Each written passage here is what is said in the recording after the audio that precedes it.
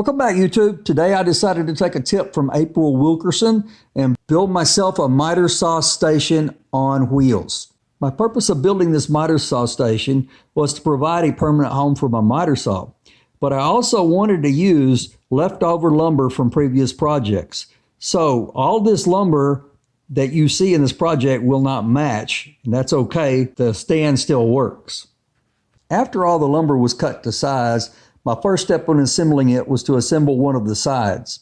I used two of the 19-inch 2x4s and attached it to one of the sides.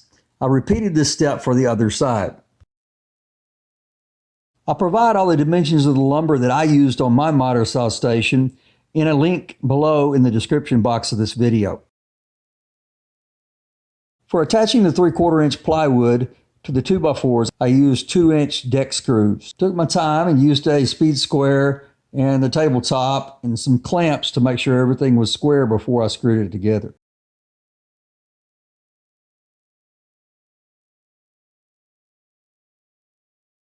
Once both sides were assembled, it was then time to attach the back. Again, I'm using 2-inch deck screws.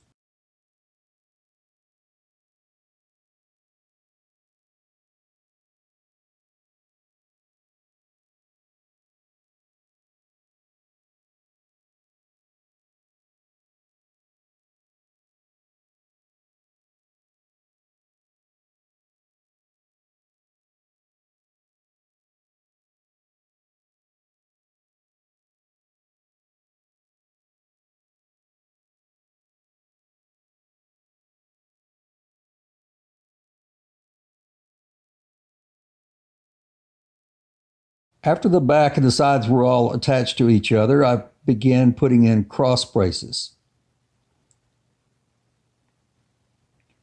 For these, I used 3.5-inch deck screws.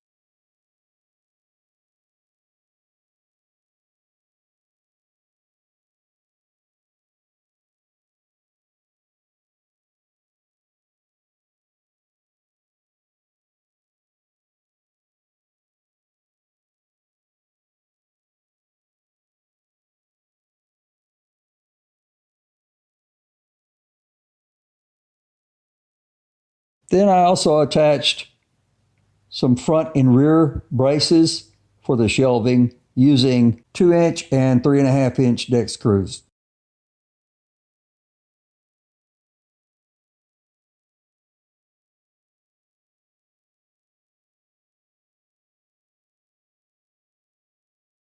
After the cross braces were put in, I test fitted the top and bottom shelves to make sure they were going to fit and everything would be square. Then I attached some 2x2s for side bracing using 2-inch deck screws.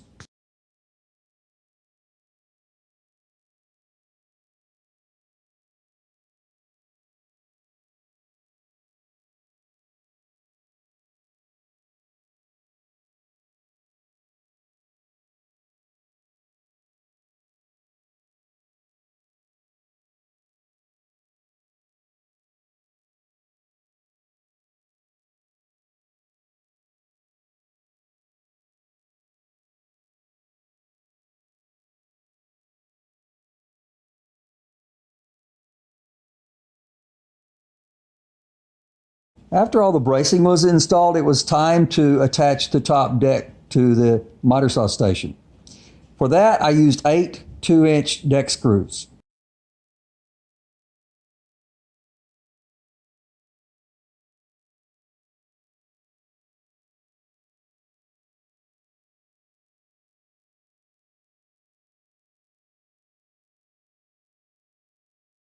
Then I flipped it over and drilled 7/16 holes into the bottom of the 2x4 studs for the installation of some casters that I had around the shop.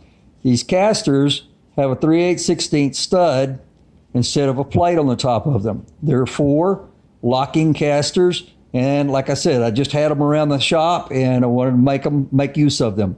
I had to buy the inserts that attached to the bottom of the box so that the casters would screw into them.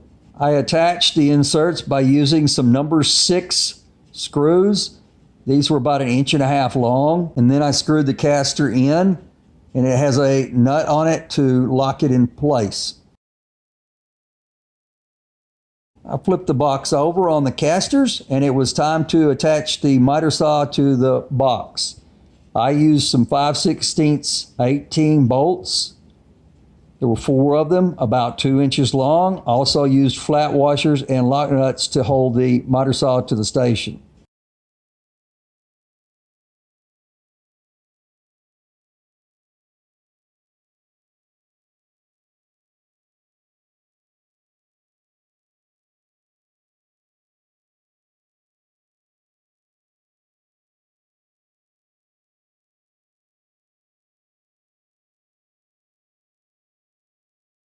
I had tried to make the sides exactly the height of the deck of the miter saw, but the sides were about 1/8 inch to 1/4 inch too low.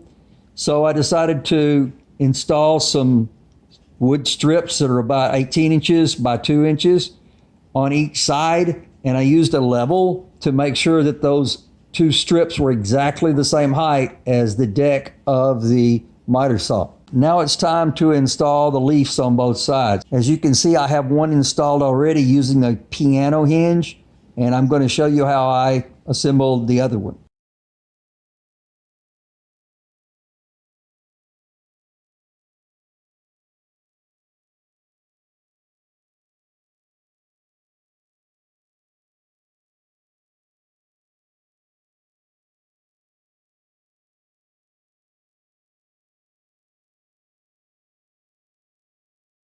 After I attached the piano hinge to the leaf, it was time to attach the piano hinge to the box.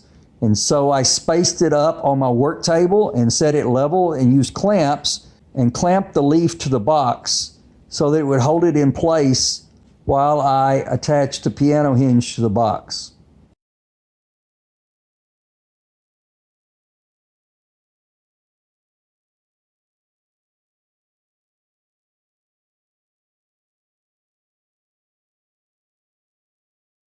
Now you can see both leaves are attached to the box. It's time to install the braces under the leaves to hold the leaves up.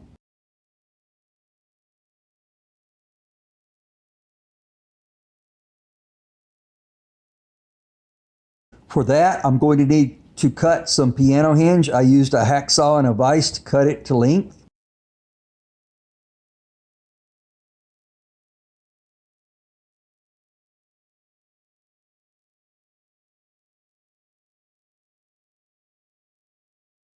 I decided with my miter station box to just leave it open so that I could stack drop-off pieces of 2x4 and lumber inside the box rather than build drawers and slots inside of the box.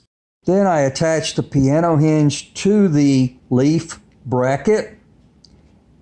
After the piano hinge was attached to the bracket, I used clamps to hold it onto the side of the box, and I used a hydraulic jack and a 2x4 to hold the leaf up and level while I installed the piano hinge onto the box.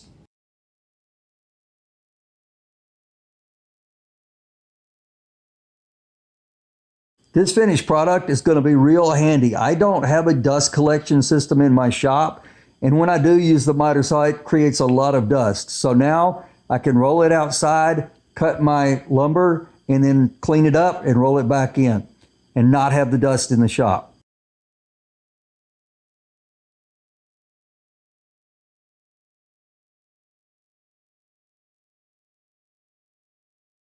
Here you can see that the support bracket folds up and allows the leaf to go down when it's not being used.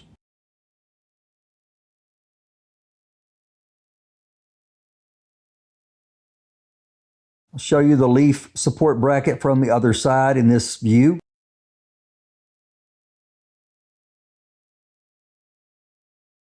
There's the 360 view of how the miter saw station looks from all angles, and both leaves are out with the braces holding them up, and we're testing the box for the pivot and the tilt to make sure that we had clearance all the way around.